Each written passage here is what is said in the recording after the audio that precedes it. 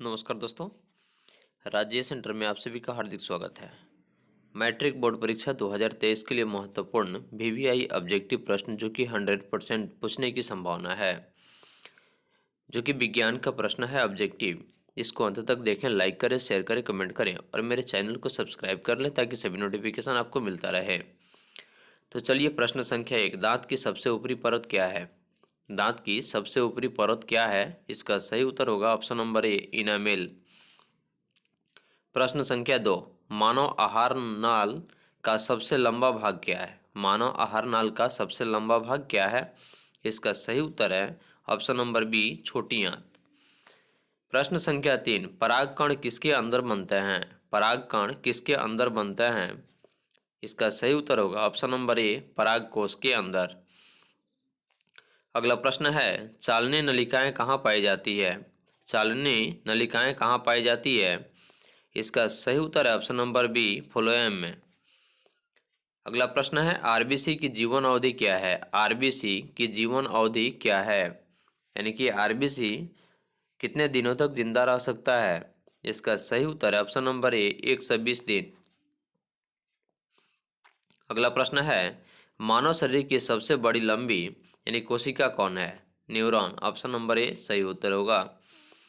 अगला प्रश्न है, अंडाणु कहाँ निषेचित होता है? ऑप्शन नंबर डी इसका सही उत्तर होगा फैलोपियन नलिका में। अगला प्रश्न है, ब्यूटेन के कितने समावयवी संभव है? ब्यूटेन के कितने समावयवी संभव है? सही उत्तर है ऑप्शन नंबर बी, 2। अगला प्रश्न है, मेंडलीफ के आवर्त नियम में तत्व वर्गीकरण का आधार क्या है? मेंडलीफ के आवर्त नियम में तत्व का वर्गीकरण क्या है? ऑप्शन नंबर सी, परमाणु द्रव्यमान। अगला प्रश्न है, सिरका में कौन सा अम्ल पाया जाता है? सिरका में कौन सा अम्ल पाया जाता है? एसिटिक अम्ल। अमोनिया के अणु में नाइट्रोजन एवं हाइड्रोजन के परमाणु की संख्या का अनुपात क्या है? अमोनिया के अणु में नाइट्रोजन एवं हाइड्रोजन के परमाणुओं की संख्या कितनी है? Option number D, 1:3। कौन कमरे के तापमान पर द्रव अवस्था में रहता है? इसका सही उत्तर है ऑप्शन नंबर सी, एथेनॉल। अगला प्रश्न है, कौन कार्बन के अपरूप हैं? कार्बन के अपरूप कौन कौन है? सही उत्तर होगा ऑप्शन नंबर ए में ग्रेफाइट, बी में हीरा, सी में फ्लोरीन और डी ऑप्शन में सभी, यानी कि इसका सही उत्तर होगा ऑप्शन नंबर डी। एक अणुसूत्र परंतु विभिन्न संरचना सूत्र वाले यौगिक को क्या कहते हैं? एक अणुसूत्र परंतु विभिन्न संरचना वाले यौगिक को क्या कहते हैं? समावयवी। ऑप्शन नंबर ए इसका सही उत्तर होगा। अगला प्रश्न है, कौन सा पदार्थ लेंस के लिए प्रयुक्त नहीं किया जा सकता है? यानी किस पदार्थ का उपयोग लेंस के लिए नहीं किया जा सकता है? ऑप्शन नंबर सी, पीतल। अगला प्रश्न है, किसी वस्तु का प्रतिबिंब आँख के किस भाग पर बनता है? किसी वस्तु का प्रतिबिंब आँख के किस भाग पर बनता है? ऑप्शन नंबर बी, रेटिना पर।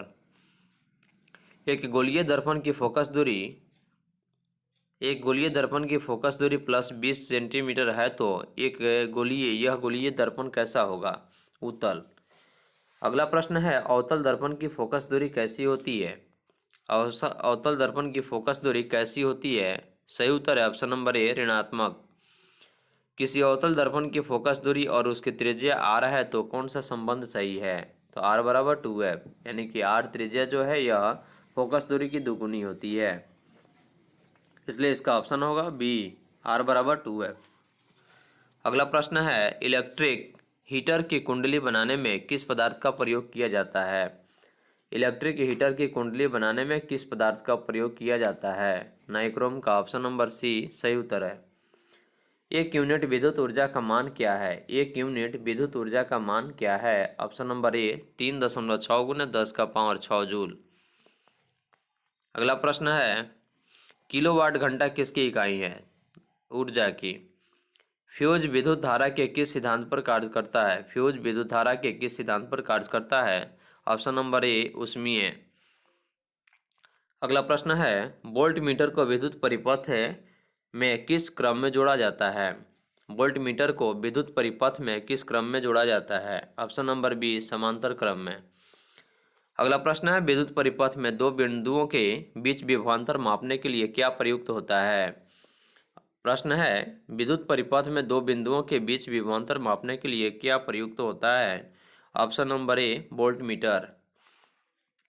अगला प्रश्न है, जल विद्युत संयंत्र किस ऊर्जा को विद्युत ऊर्जा में रूपांतरित करता है? जल विद्युत संयंत्र किस ऊर्जा को विद्युत ऊर्जा के में रूपांतरित करता है? ऑप्शन नंबर डी स्थितिज ऊर्जा। विद्युत बल्ब में कौन सी गैस भरी रहती है? विद्युत बल्ब में कौन सी गैस भरी रहती है? Option number A nitrogen. अगला प्रश्न है, बेंजीन का अणुसूत्र क्या है? Option number C C6H6। Ethyl alcohol का IUPAC नाम क्या है? एथिल अल्कोहल का IUPAC नाम क्या है? सही उत्तर ऑप्शन नंबर बी एथेनॉल। लोहा की परमाणु संख्या कितनी होती है? Option number B 26।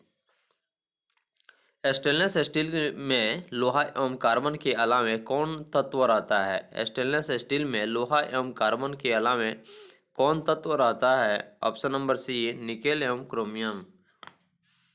प्रश्न संख्या 32, कैल्शियम कार्बाइड जल के साथ अभिक्रिया करके क्या देता है? ऑप्शन नंबर ए एथाइन। प्रश्न संख्या 33, कमरे के ताप पर द्रव अवस्था में रहने वाली धातु कौन है? पारा। कमरे के ताप पर द्रव अवस्था में रहने वाली धातु जो है वह ताप पारा है। सरलतम हाइड्रोकार्बन क्या है? मीथेन। सरलतम हाइड्रोकार्बन क्या है? मीथेन। अगला प्रश्न है, सरलतम हाइड्रोकार्बन क्या है? मीथेन। कौन क्षारीय ऑक्साइड है? Na2O।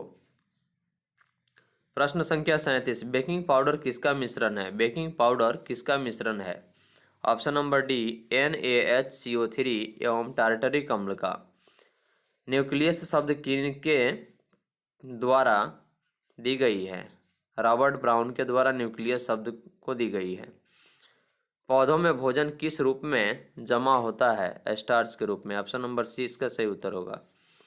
प्रसिद्ध पुस्तक दी माइक्रोग्राफिया किनके द्वारा लिखी गई थी? Option number B Robert Hooke के द्वारा लिखी गई थी।